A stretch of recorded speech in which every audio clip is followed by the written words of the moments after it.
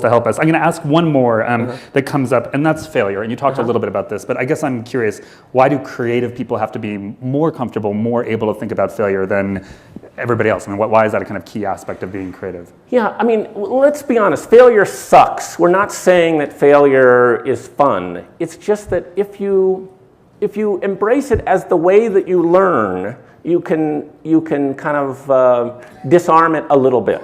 And so one way to get around this failure thing is to treat everything as an experiment, right? And so if you say, oh, this is going to be an experiment, in other words, this might fail, and then if it fails, you say, yeah, see, I told you it might fail, right? As opposed to, oh my God, I failed again, right? And so if you kind of marry up the idea of some failures with experiments, it really helps you a lot. And this is not just about, so at IDEO, some people think of it as like prototyping. We build hundreds of prototypes to create something.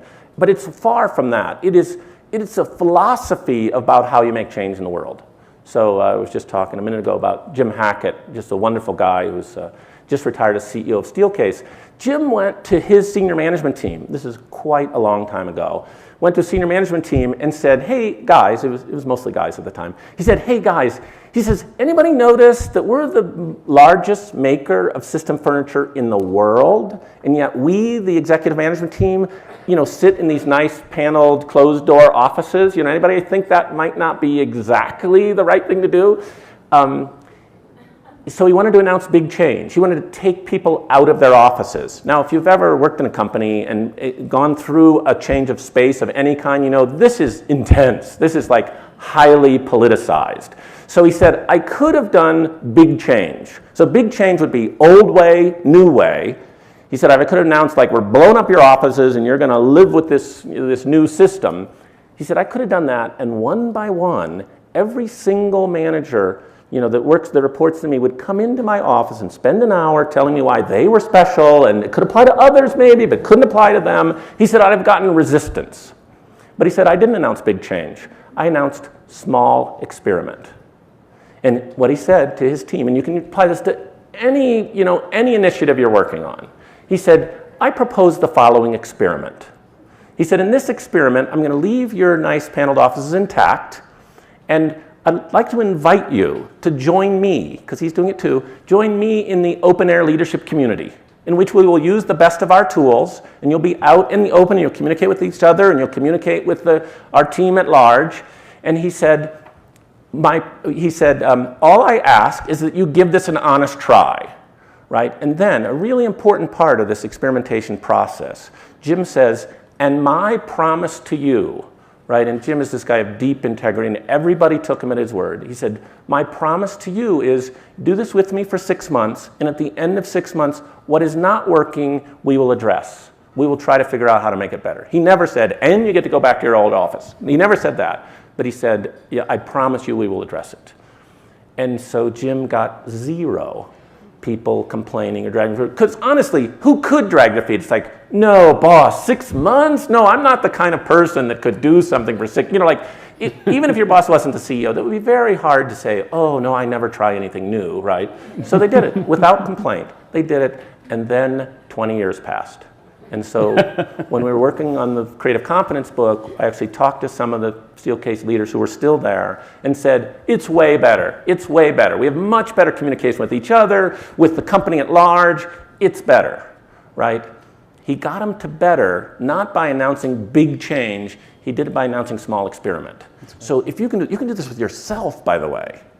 I do this with a new book. Books, I love books and I love to read, but you get a 300-page book, that's a commitment. That's hard. I'm not sure I have time for 300 pages. But if you say, I'm going to do this as an experiment, I'm going to read chapters 1 and 2 and then decide whether, I'm going to feel 0 existential guilt if I stop at chapter 2 because the book is an experiment. I'm going to read 2 chapters and then decide. You can do this with people around you. You can do this with yourself. Yes, some people might choose to call that failure. I would choose to call it an experiment.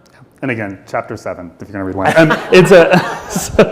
It is interesting because I think that one of the things that we see, we do a lot of work right now in public sector and in large-scale philanthropy, and every one of our clients says, well, we can't fail, and one of the things I think we have to remind people is basically saying, well, the reality is, it's not like when you're working with Mayo Clinic, they're saying, hey, we'll fail. It's just like nobody's basically saying we can fail. But the reality is, it's like this experiment model really helps in terms of getting people over the hump. And we did work with the Mayo Clinic, and it was not, we weren't risking anyone's lives. We were talking about, let's do experiments about the way we deliver service. We have a cool experiment going on right now in the San Francisco Unified School District. We last summer, a year ago, we took over a cafeteria in the San Francisco school system, and we came up with ideas. First, we started with empathy. We studied how school lunch programs work, and it's way dysfunctional in many ways. But one interesting aspect of it is, as you may know, it's a federally subsidized program, and in order to get your reimbursement from the federal government, you must have an auditor. You must have someone at the end of the line confirming, like watching each student, confirming that each student left that cafeteria line with at least 2 fruits or vegetables, right? Well, and the auditing stops there, though, right? We, of course, follow the kids back to their tables and notice that they don't always get to those fruits and vegetables, right? Because they eat dessert first, right? But anyhow, so we, having studied it pretty deeply, we then had to communicate with everyone in the universe about this idea, because in social innovation, there's lots of constituents. So, it's the students, it's the teachers, it's the school board, it's the parents, right? And so we are currently conducting an experiment because we believe we can get the kids to eat those fruits and vegetables. But in order to do that, we have to ask for a variance from the federal regulations of the school lunch program. And here's the experiment currently going on, is this is for the grade school, there's different programs for each level.